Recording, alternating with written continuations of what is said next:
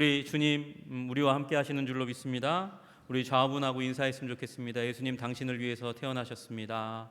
예수님 당신을 위해서 태어나셨습니다. 예수님 당신을 위해서 태어나셨습니다. 여러분, 성탄의 계절, 남의 생일인데도 불구하고 축하하는 이 유일한 이 탄생의 날입니다. 여러분, 이것이 우리를 위한 것이기 때문에 그렇습니다. 그래서 여러분, 이 예수님의 탄생의 날을 기뻐하고 즐거워하시는 여러분들 되시기를 주님의 이름으로 축복합니다. 이 일반적인 사람들, 여러분과 저를 포함한 모든 일반적인 사람들의 탄생에도 신비한 부분들이 있잖아요. 그래서 어렸을 때 부모님에게 나는 어떻게 태어났어? 물어보고, 그리고 나는 무슨 꿈을 꾸셨어요? 뭐 이렇게 물어보는 태몽이라는 게 있잖아요. 그잖아요. 그런 신비한 영역이 탄생의 영역입니다.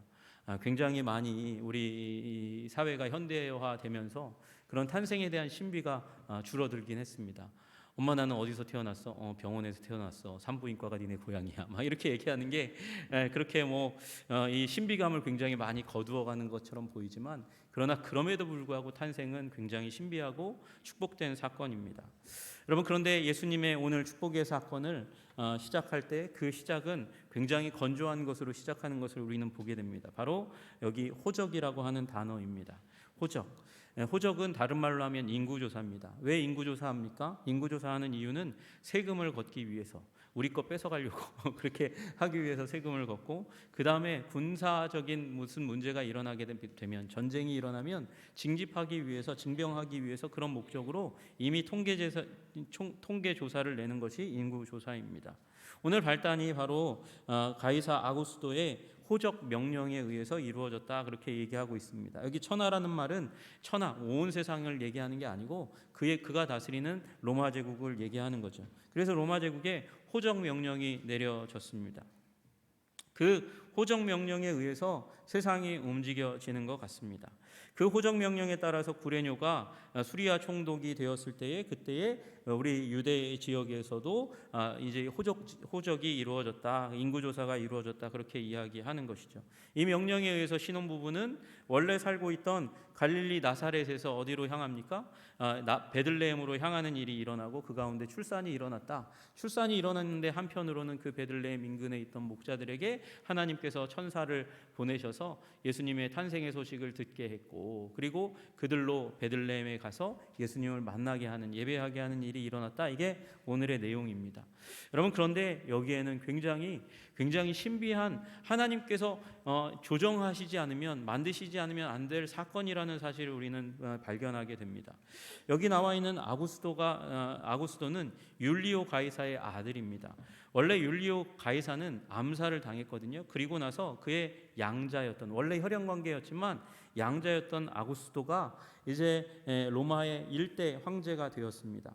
여러분, 여기 가이사라는 말은 굉장히 많은 말로 이렇게 표현되고 있어요. 그래서 헬라어로는 카이사르, 영어로는 시저, 독일어로는 카이저, 러시아어로는 짜르, 다 황제를 의미하는 말인데, 율리우스 가이사의 이름에 의해서 그렇게 붙여진 것입니다.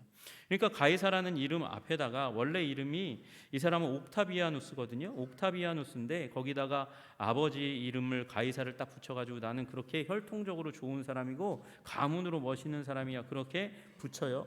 거기다가 여기 나와 있는 대로 아구스도라는 말을 붙였습니다. 아구스도라는 말, 아우구스투스라는 말은 숭고한 자, 높아진 이, 지존자라는 의미를 가지고 있어요. 이건 누구에게 붙이냐면 일반적인 사람에게 붙일 수 없고요, 신적인 존재에게 붙이는 거예요. 그러니까 자기를 신적인 존재라고 그렇게 얘기하는 것이죠. 그래서 아구스도 가이사 옥타비아누스는 이 아버지가 물려준 전쟁과 칼에 의해서 그렇게 만들어 놓은 제국의 질서, 그 질서를 이어받아서, 그래서 로마의 중흥기, 평화의 시대를 이끌어 갔습니다. 그 시기를 팍스 로마나의 시기, 로마의 평화 시기라고 불러요. 그곳에서 자기가 이제 이 광활한 대지를 평안으로 무력에 의해서 통치하고 나니까 자기를 점점 높이잖아요. 아구스도라고 높이고, 높일 수 있는 이유가 무엇입니까? 그 권력 앞에 이제 머리를 조아리는 수많은 사람들이 앞에 있고, 또 어떤 사람들은 종교적 열정까지 더해가지고 이 아구스도를 신으로 떠받들고 추앙하는 일들이 일어납니다. 그런 가운데 내 힘이 얼마나 위대한가 알아보려고 인구조사를 시키는 거예요. 호적명령을 내리는 거죠. 여러분, 이 호적명령이 어디에서 일어났습니까? 로마의 왕실 회의에서 그렇게 인구조사 명령이 내려졌고, 그것이 이 구레뇨에게, 이 수리아 총독으로 있을 때 구레뇨에게 이제 전해져서 호적을 하는 겁니다. 여러분, 그런데 여러분, 이 부분을 가지고 어떤 사람들은 얘기해요. 이게 안 맞는다. 누가복음이 안 맞는다. 왜 그러냐면 여기 나와 있는 가이사 아구스토와 이 수리아 총독이 되었을 때, 그가 총독 삼았을 때 그때의 시간이 좀 많이 비어 있는 것. 호적 명령과 이때가 많이 비어 있어요. 시간이 좀 많이 떨어져 있습니다. 그래서 이게 좀 이상하다 이렇게 얘기합니다. 그러나 여러분, 어떤 지방에서는 호적 명령이 내려졌는데 호적 명령을 수행하는데 40년의 시간이 걸렸대요. 왜 그럴까요? 군대 가기 싫으니까. 지금하고 똑같아요. 군대 가기 싫으니까, 또 세금 내기 싫으니까. 그러니까 명령이 오고 그래서 시간의 딜레이가 있는 그 가운데서 호적 명령이 하나님의 타이밍에 의해서 그때에 딱 그때에 이제 유대 지방에 이루어졌습니다. 여러분, 이 얘기를 왜 드리냐면, 여러분, 세상은 마치 정치가들의 야심에 의해서 움직이는 것처럼 보여집니다. 그러나 정치가의 야심조차도 하나님께서 사용하신다는 것이죠. 그래서 지금 유대 베들레헴 이 나사렛에서 4,000km도 더 떨어진 그곳에 있었던 그 어전회의 하나를 통해서 지금 이곳에 있는 한 신혼부부를 여행하도록 움직여 댔던 것입니다. 여러분, 그러니까 세상을 움직이는 건 지도자들이 아닙니다. 지배자들이 아닙니다. 하나님이십니다. 하나님께서 나사렛에서가 아니라 베들레헴에서 아이를 낳도록 움직이도록 그렇게 이동시키시기 위해서 그 황실을 움직이신 것이죠. 왜 움직이셨습니까? 예언을 성취하도록 하기 위해서 우리 하나님은 그렇게 일하신 것이죠. 여러분, 우리 미가서 5장 2절에 우리 왕이신 그리스도이신 그분은, 우리 예수님은 베들레헴에서 태어나야만 했거든요. 미가서 5장 2절에 말합니다. 베들레헴 에브라다야, 너는 유다 족속 중에 작을지라도 이스라엘을 다스릴 자가 너에게서 나에게로 나올 것이라. 그렇게 말씀하세요. 그러니까 예루살렘이 아니라, 큰 성 예루살렘이 아니라, 그 부부가 살고 있는 나사렛도 아니라 베들레헴에서 태어나야 했습니다. 베들레헴에서 태어나는 그분은 어떤 분이냐? 그의 근본은 상고에 있다. 아주 오래전 태초에 있고, 그리고 영원에 있는 분이다. 그러니까 일반적인 사람이 아니라 신적인 존재라고 얘기하는 것이죠. 여러분, 여기 나와 있는 이 예언, 미가의 예언은, 미가는 어느 시대에 살았던 사람이냐면 이사야와 동시대에 살았던 사람이에요. 그러니까 다윗 이후에 있는 사람이고, 어떻게 보면 이 유다의 국력이 점점 쇠해가고 있는 그런 상황 가운데서 주신 말씀이기 때문에, 여러분, 그 이후에 올 분에 대해서, 태초의 상고의 그 영원에 연결되어 있는 분이고, 그분이 오시면 무슨 일을 하실 것인가 보니까, 여러분, 우리 미가서 5장 4절에 보니까 그가 여호와의 능력과 하나님 여호와의 이름의 위엄을 의지해서, 그래서 서서 목축하니 그 양떼를 돌보듯이, 소떼를 돌보듯이 목축하실 거라고 얘기하는 거예요. 여러분, 목축한다는 말을 딱 생각하면 여러분들도 그렇듯이 시편 23편으로 올라가는 거예요. 시편 23편에 그 더러운 곳에 그 냄새나는 양들 곁에 함께하며 그들을 인도하는 선하신 목자를 생각하는 거죠. 그 선한 목자와 같은 분이, 상고의 태초에 연결된 분이 오셔서 우리 가운데 거주할 것이라는 것이죠. 그리고 이제 그가 창대하여 땅끝까지 미치리라. 그의 통치력이 땅끝까지, 온 세계 모든 민족까지 미치게 될 것이고, 그의 이름은 평강이 될 것이라.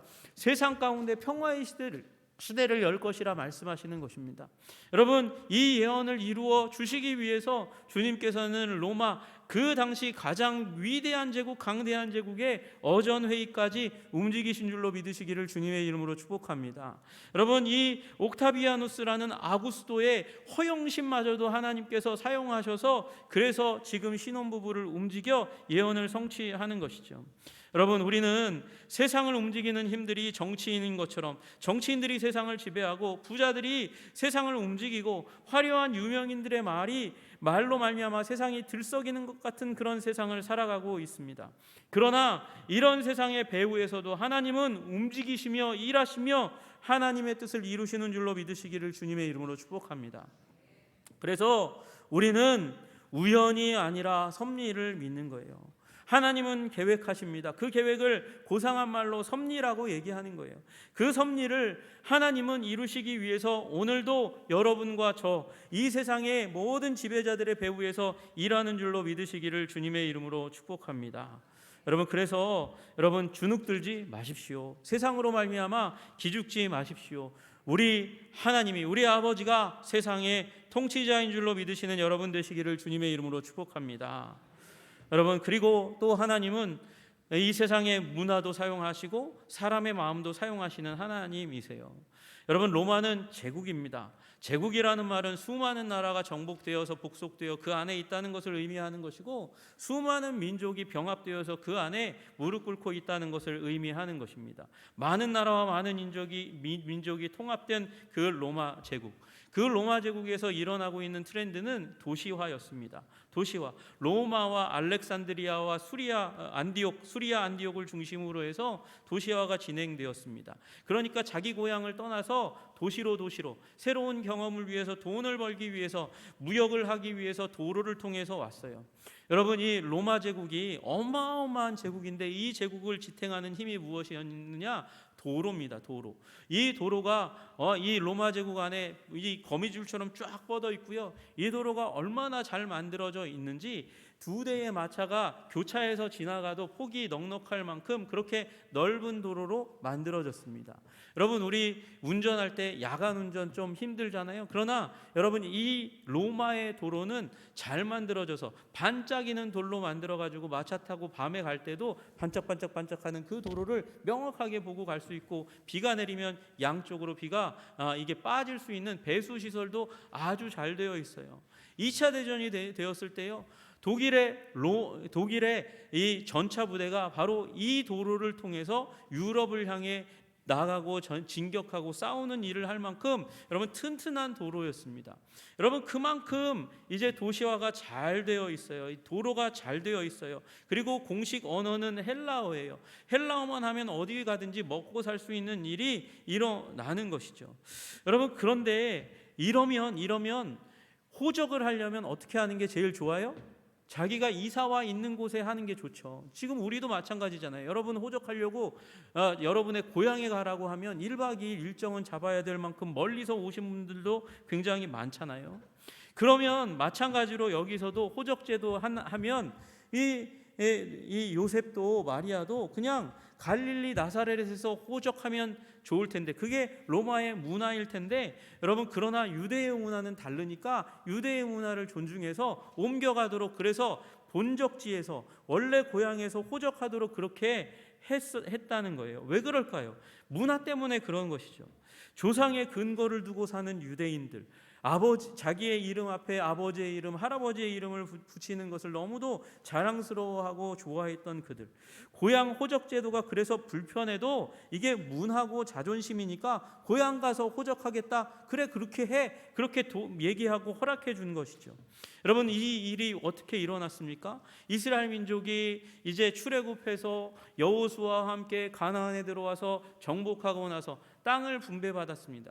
땅을 분배받고 나서, 그리고 나서 그 할아버지의 땅, 아버지의 땅을 대대로 물려받으면서 기업으로 받으면서 그 땅에 거주하기를 원했고, 희년이 일어나면 다시 그 땅의 회복을 원했던, 그만큼 땅을 소중하게 생각했고, 그 땅이 그냥 물질적인 땅이 아니라 무슨 땅이에요? 언약의 땅, 언약의 땅의 일부를 받은 것으로 그들은 생각하고 있었어요.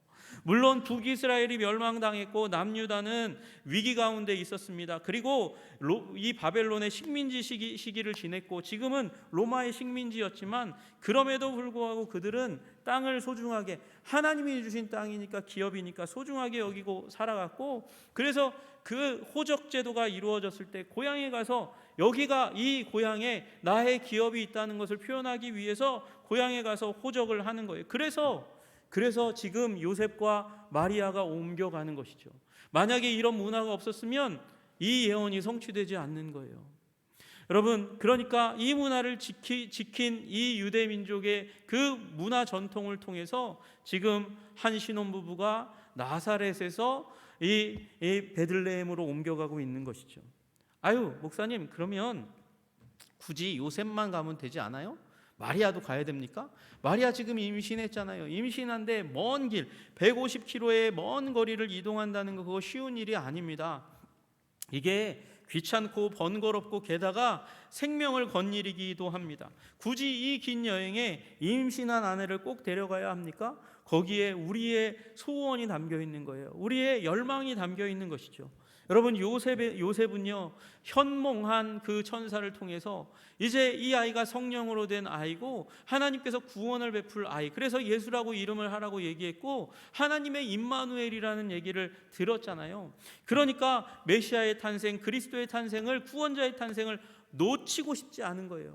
여러분, 그 예배자의 마음이, 열망이 이 요셉에게 아내를 데리고 가면 좋겠는데 라는 마음을 담게 하는 것이죠. 또 출산의 때에 아내를 지키고 싶은 가장의 마음, 남편의 마음이 있고, 마리아는 출산의 때에 그 순간, 그 위기의 순간에 의지할 남편이 곁에 있기를 원하는 마음이 결국 두 부부를 임신했음에도 불구하고 먼 거리를 향해서 동행의 길을 나서게 하는 것입니다. 그리고 그것이 예언을 이루게 하는 역사를 이루는 것이죠. 여러분, 그래서 문화가 중요한 것이에요.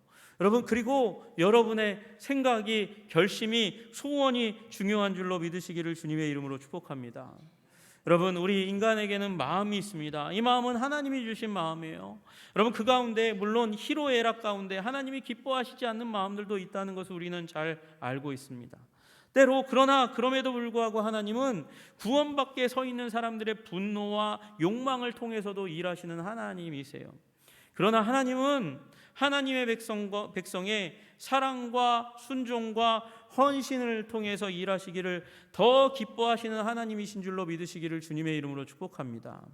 여러분, 그래서 우리 신학자들이 얘기하는 바, 이 한국의 문화를 다 서양 문화 바꾸듯이 바꾸고 기독교 문화로 얘기하지만, 기독교 문화로 바꾸는 부분에 대해서 얘기하지만, 그럼에도 불구하고 한민족의 문화, 우리 민족의 문화를 소중하게 여겨야 된다고 계속해서 강조하고 이야기합니다. 왜 그렇습니까? 하나님은 모든 민족의 가치를 소중하게 생각하시는 분이기 때문에 그렇습니다. 모든 나라, 모든 민족을 유대 문화로 만들어라 말씀하시지 않아요.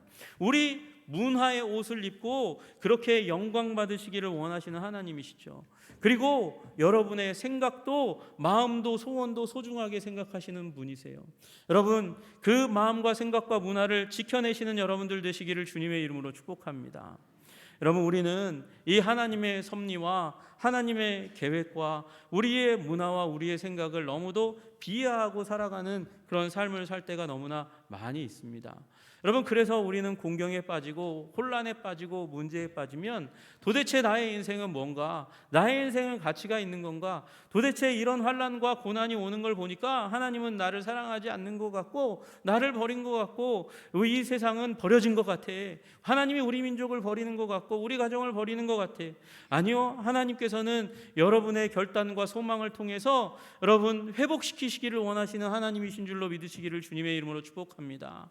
여러분이 작은 10대 후반에서 20대 초반에 이 신혼부부의 삶을 움직이는 국가적인 움직임과 그 문화 기저 가운데 움직이고 있는 그 문화와 이 두 부부의 마음을 통해서 하나님은 예루살렘에까지 이 부부를 인도하셨고, 거기에서 미가의 예언을 성취하게 하시는 기적을 이루신 것이죠. 여러분, 우리 인생 가운데 우리의 마음과 소원을 하나님께 드리고 하나님께 다스리도록 그렇게 드려나아갈 때에 기적과 같은 하나님의 역사가 우리 인생 가운데 펼쳐질 줄로 믿으시기를 주님의 이름으로 축복합니다. 여러분, 하나님의 뜻을 읽어가시고 하나님의 사랑을 읽어가시는 여러분과 제가 되기를 주님의 이름으로 축복합니다. 여러분, 그렇게 해서 이 예수님이 나여졌고 그리고 강보에 쌓여 구유에 누여졌습니다. 구유에 누여진 이유가 무엇이냐 봤더니 여기 여관에 있을 곳이 없었다, 그렇게 이야기합니다. 여러분, 여관에 왜 있을 곳이 없겠어요? 돈 있으면 다 되는데. 그래서 여러분, 여행하는 사람들이 많아가지고 방이 부족한 건 사실이지만 이제 이 부부가 그래도 이 위기의 순간에, 출산한 이 힘든 시간에 가지고 있는 그 돈을 딱 모아봤더니, 가지고 있는 돈을 지불하려고 보았더니 이미 주인들이 이 차지하고 있는, 여관 주인이 차지하고 있는 공간이 있다 할지라도 많은 돈을 주면 자기 집 비켜줄 거 아니에요? 비켜줄 수 있을 거 아니에요? 그런데도 그 값을 치르지 못할 만큼 이 신혼부부는 가난한 부부였다는 사실을 얘기하고 있습니다. 여러분, 그래서 이 목자들이 쉽게 찾을 수 있도록 한 거예요. 그래서 주님께서는 가난한 부부를 선택하셨는지도 모르겠어요. 여러분, 하나님께서 사자를 보내셔서 이 베들레헴 바깥에 유숙하고 있는 목자들에게 나타나십니다. 갑자기 어두운데 빛이 비춰와요. 빛이 비춰오고 이게 왜 ONBC인가 그렇게 놀라고 있을 때 옆에 이상한 사람이 서 있는 걸 보게 됩니다. 천사였습니다. 천사가 이야기합니다. 크게 무서워하는 그들에게 무서워하지 말라, 두려워하지 말라. 보라, 내가 온 백성에게 비칠 큰 기쁨의 좋은 소식을 너희에게 전하노라. 여러분, 좋은 소식만 해도 눈이 번쩍 띕니다. 여기 나와 있는 좋은 소식은 승전보라고 얘기하는, 전쟁에 승리하면 나라와 민족이 종될 위기 가운데서 구원받는 거니까 그것만 해도 굉장히 좋은 소식인데, 그 좋은 소식이라고 얘기하는 그 앞에 이 온 백성에게 미칠 큰 기쁨의 좋은 소식이라고 얘기하니까 얼마나 깜짝스러운 소식이겠어요. 눈이 번쩍 뛰게 만드는 거예요. 잠을 달아나게 만드는 그 천사의 소식을 듣게 됩니다. 그러면서 얘기하는 거죠. 오늘 다윗의 동네에 너희를 위하여 구주가 나셨으니 곧 그리스도 주시니라. 여러분, 여기에 구주요 주님이라는 말이 함께 들어갈 뿐만 아니라 그리스도가 들어가는, 구주요 주님이요 그리스도가 들어가는 유일한 구절이 바로 11절의 구절이에요. 여러분, 그리스도 하나님께 기름 부음 받은 그분은, 구약의 왕처럼 제사장처럼 기름 부음 받은 그분이 오셨다, 태어나셨다. 그분이 구주다, 우리를 구원하실 분이다. 죄와 사망과 사단의 권세로부터, 로마의 이 세속 정부로부터, 그 압제로부터 구원하실 분이시며 우리를 이끄실 주님이시다, 그렇게 선포하고 계신 것이죠. 그런데 그 위대한 존재, 온 백성에게 미칠 큰 기쁨의 좋은 소식의 주인공이신 그리스도 구주요 주님이 어디에 계신가 보았더니 강보에 쌓여 구유에 누워 있을 것이다, 아기의 모습으로 누워 있을 것이다, 그렇게 말씀하시는 거예요. 여러분, 왜 이 메시지를 지금 하나님께서 사자를 보내서 목자들에게 알려주셨을까요? 이렇게 감격적이고 위대한 소식을 왜 목자들에게 알려주셨을까요? 첫째로, 여러분, 이 메시지를 들은 자들이 이 메시지 초청장에 반응하지 않았기 때문에 그래요. 또는 이 초청장을 받았음에도 불구하고 아직 도착하지 않았으니까. 여러분, 별의 초청장을 받은 동방의 박사들이 아직 도착하지 않았습니다. 그들이 예루살렘에 들려서, 유대의 왕이니까 예루살렘에서 태어나겠지, 그러고 예루살렘에 들렸는데 몰라요. 아무도 몰라요. 그래서 유대인의 왕이 어디 계시냐, 나신 분이 어디 있냐, 그렇게 묻는 가운데 이제 율법학자들이, 서기관들이 이 대제사장의 무리와 더불어서 유대의 왕 어디서 태어나실 것인가 연구하고 결국 레포트를 냈는데 베들레헴입니다, 그렇게 얘기하는 거죠. 결론이 났어요. 이 좋은 소식을 위해서 저 동방으로부터 박사가 왔는데, 그래서 이 초청에 함께 초청받은 건데 이들은 움직이지 않습니다. 중요한 정보, 큰 기쁨의 위대한 소식에도 불구하고 움직이지 않아요. 여정에 동참할 생각이 조금도 없습니다. 이 소식을 함께 들었던 헤롯은 이 초청의 잔치를 망가뜨릴 계획만을 가지고 있습니다. 자기 권력을 독점하는 게 더 중요하니까요. 여러분, 그래서 초청을 받은 자들이 움직이지 않으니까 하나님께서 또 다른 초청장을 발행해서 지금 이 베들레헴 외곽에 있는 자들을 부르신 것이에요. 여러분, 베들레헴 성 밖의 목자들, 양들과 함께 뒹굴면서 섞여서 들판에서 자며 일하는, 그래서 이 땀 냄새와 오물이 묻어있는 이 사람들을 주님께서는 초청하셨습니다. 여러분, 우리 주님의 초청장 가운데 늘 언제나 평생도록 이 성탄의 초청, 십자가의 초청, 부활의 초청 가운데 응하시는 여러분 되시기를 주님의 이름으로 축복합니다. 여러분 그 초청에 적극적으로 임할 때 주님께서 우리에게 은혜의 은혜를 갑절로 더해 주실 줄로 믿으시기를 주님의 이름으로 축복합니다. 여러분 그렇게 왔어요. 근데 여러분 이 시기에 왜 하필이면 그렇게 냄새나고 오물과 함께 있는 자들 그들을 부르셨을까요? 여러분 하나님께서 이들도 소식을 듣도록 하기 위해서, 이들이 아니라 이들도요. 왜요? 지금 베들레헴 성내에 있는 사람들에게 이 메시지를 전했더라면 이 성 밖에 있는 소식으로부터 밖에 있고 이 베들레헴의 외곽에 있고 세상의 중심에서 소외된 사람들에게는 소식이 전파되지 않을 가능성이 너무 많은 거죠.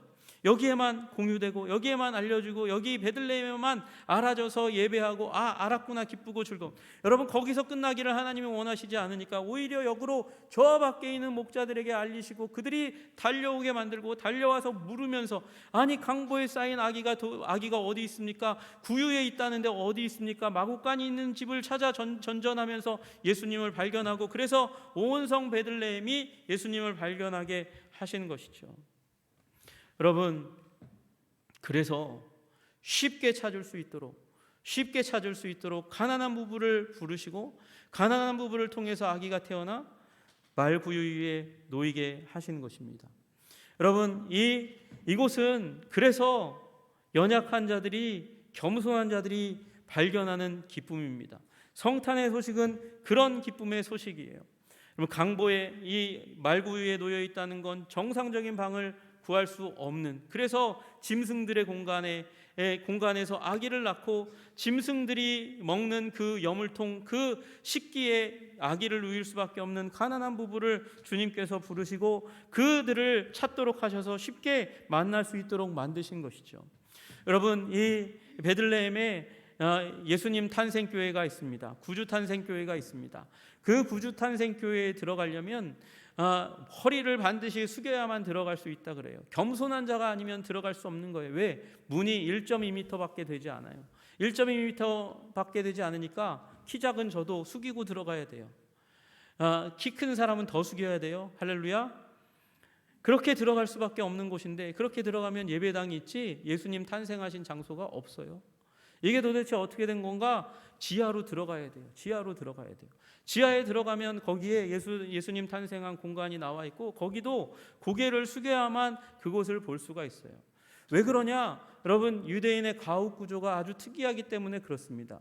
제가 사진을 예배 부분에 우리 올려드렸는데 한번 보여주실 수 있는지 모르겠어요. 저게 유대인의 가옥 구조예요. 저렇게 문이 맨 앞에 있거든요. 문 열고 들어가면 바로 약간의 현관 공간이 있고 그 뒤에 마구간이 있어요. 1층에 그렇게 되어 있고 거기에서 옆에 보이는 계단으로 올라가야 생활 공간이 있는 거예요. 생활 공간이. 그래서 예수님은 저 원래 그 여관의 윗부분에 돈이 많으면 돈을 내고 저 윗공간에서 이 위에 있는 생활 공간에서 거주하셔야 되는데 돈이 없으니까 저 밑에 짐승들이 있는 공간에 있을 수밖에 없는 것이죠. 그 비어있는 칸에 거기에 여물통에 예수님을 누여 있을 수밖에 없었던 거예요. 여러분 가난하면 저렇게 마구간이 한 층으로 되어 있는 곳 그리고 일반적인 곳에 일반적인 거주지가 있었고 좀 돈이 많으면 2층으로 짓고 그리고 조금 경제적으로 만들 수 있는 방법이 동굴 안에 마구간을 만들고 거기에다가 벽을 치고 그 위에다가 집을 짓는 방법을 취했는데 아마도 예수님이 나신 저 마구간은 지하 동굴을 파서 만든 곳인 것 같아요. 그곳에서 예수님이 태어났죠. 여러분 저 공간을 아무리 깨끗하게 소재한다 해도 청소한다 해도 저곳은 냄새가 날 수밖에 없는 곳입니다. 저곳에서 예수님이 태어나서 계셨습니다. 여러분 그래서 사다리를 타고 접근할 수밖에 없는 그래서 사람들이 또 들어오기를 원하지 않는 생활 공간에서 예수님이 계신 게 아니라 누구나 쉽게 접근할 수 있는 마구간에 계셔서 이 목자들의 방문을 그리고 이 주민들의 방문을 환영하시는 것이죠. 여러분 이렇게 되기 위해서 예수님은 낮아지셨습니다. 겸손하게 되셨습니다. 성자께서는 권리를 포기하시고 평민들이 쉽게 접근할 수 있는 그 공간에 누이신 것이에요. 하늘의 왕의 출생지로는 왕궁의 내실도, 그의 요람으로는 왕의 침대도 초라할 것이지만, 그러나 우리 주님은 먼지를 쓴 여행객들과 땀 흘려 일한 노동자인 목자들이 쉽게 들어와서 방문할 수 있는 그곳 평범한 장소에서 태어나셔서 거기에 계셨습니다. 냄새나는 곳, 초라한 곳에 계셨습니다. 그래서 냄새나는 곳, 초라한 곳을 싫어하는 분들은 만날 수 없는 곳이 바로 예수님의 탄생지였던 것이죠. 여러분, 그러니까 화려하고 빛나는 건 너무 좋아하면 주님의 임재를 경험하기 어려울지 몰라요. 우리 주님의 뜻을 발견하기가 어려울지 몰라요. 여러분, 그러니 겸손하시기를 주님의 이름으로 축복합니다. 낮아지는 여러분들 되시기를 주님의 이름으로 축복합니다. 낮은 자의 마음을 이해할 수 있는 마음 가지시기를 주님의 이름으로 축복합니다. 그래서 예수님 말씀하시는 것이죠. 너희 안에 이 마음을 품으라. 곧 그리스도 예수의 마음이니 그는 근본 하나님의 본체시나 하나님과 동등됨을 취할 것으로 여기지 아니하시고 오히려 자기를 비워 종의 형체를 가지사 사람들과 같이 되셨다. 사람의 모양으로 나타나셔서 죽기까지 순종하셨다. 그렇게 말씀하시는 거예요. 여러분이 주님의 놀라운 이 낮아지심, 그 낮아지심 가운데 있는 은혜를 발견하기 위하여 낮아지시는 여러분들 되시기를 주님의 이름으로 축복합니다. 여러분이 낮아지심의 의미를 필립 얀시라는 분이 이렇게 한 페이지로 한번 정리한 내용이 있어서 여러분과 함께 나누고 오늘 말씀을 마치려고 합니다. 여러분, 성육신이 가지는 의미가 무엇입니까? 창조자가 지구상의 피조물 가운데 한 부분이 되신다는 이 사실이 어떻게 이해될 수 있습니까? 어디에도 견줄 수 없고 전혀 생소하고 유일무이한 사건이 바로 이 성육신의 사건이라는 것입니다. 춥고 어두운 어느 날 밤 베들레헴 굴곡진 언덕 위에서 하나님의 세계와 이 땅의 세계가 극적으로 교차되었습니다. 처음도 없고 나중도 없으신 하나님께서, 영원에 속하신 분이 시간과 공간 안으로 들어오셨습니다. 우주를 가득 채우고 계신 하나님이 시골뜨기 어린아이가 되었습니다. 다른 평범한 아이들과 똑같이 걷는 법과 말하기와 혼자 옷 입는 법을 서툴게 배우셨습니다. 이것은 하나님이 사람의 몸을 입음으로 의도적으로 완전하지 못한 결함 속으로, 약점 속으로 들어오신 것을 의미하는 것입니다. 그의 전지하심은 당시 통용되었던 아람어 발음 하나하나를 배워야 하는 한정된 제한된 두뇌로 바뀌었고, 온 우주에 충만하신 그의 편지하심은 두 발로 걷고 때로는 나귀를 타야 하고 다리를 피곤해하는 모습으로 바뀌었습니다. 그의 전능하심은 나무를 켤 정도의 힘은 있었지만 자기를 방어할 수는 없는 나약한 상태로 변하셨습니다. 한눈으로 온 우주의 별들을 바라보시던 그분이 나사렛의 좁은 오솔길과 유대 광야의 바위들과 예루살렘의 복잡한 거리를 쳐다보는 눈으로 바뀌었습니다. 물질을 만드신 그 하나님이 물질의 형태를 취하신 것입니다. 화가가 자신이 그린 그림의 한 점이 되듯이, 극작가가 자신이 쓴 연극대본의 한 등장인물이 되듯이 하나님이 사람이, 연약한 사람이, 제한적인 사람이 되었습니다. 여러분, 그러니 이 하나님의 섭리의 현장 가운데서 우리 섭리를 이루신 하나님의 위대하심을 감탄할 뿐만 아니라 이 위대하심을 발견하려면 우리 사랑하셔서 겸손하게 되신 그분, 그래서 겸손한 자만 그 비밀을 발견하게 하시는 그 주님의 섭리 앞에 무릎 꿇고 예배자, 경배자의 모습으로 겸손하게 있으시기를 주님의 이름으로 축복합니다. 그러면 하나님께 있는 그 영광이 우리에게 임할 줄로 믿습니다. 하나님의 백성, 하나님이 기뻐하시는, 그래서 기뻐하심을 입은 하나님의 백성 가운데 주시는 평화가 이 땅에 불화를 깨뜨리고 문제를 깨뜨리고 충만하게 하는 평화가 우리 가운데 임할 줄로 믿으시는 여러분과 제가 되기를 주님의 이름으로 축복합니다. 기도하겠습니다. 하나님 아버지, 감사합니다. 우리 성탄의 이 계절 가운데 주님, 우리 주님을 주목하여 다시금 보게 하시니 감사합니다. 우리 주님, 우리를 위하여 육신을 입고 낮아지시며 종의 형체를 가지고 이 땅에 태어났습니다. 이 영원하신 전능자가 깨질 수밖에 없는 연약한 인간이 되신 이 놀라운 섭리와 비밀을 깨달아 알 수 있는 겸손을, 순종을, 사랑을 우리에게 허락하여 주옵소서. 예수님 이름 받들어 기도드리옵나이다. 아멘.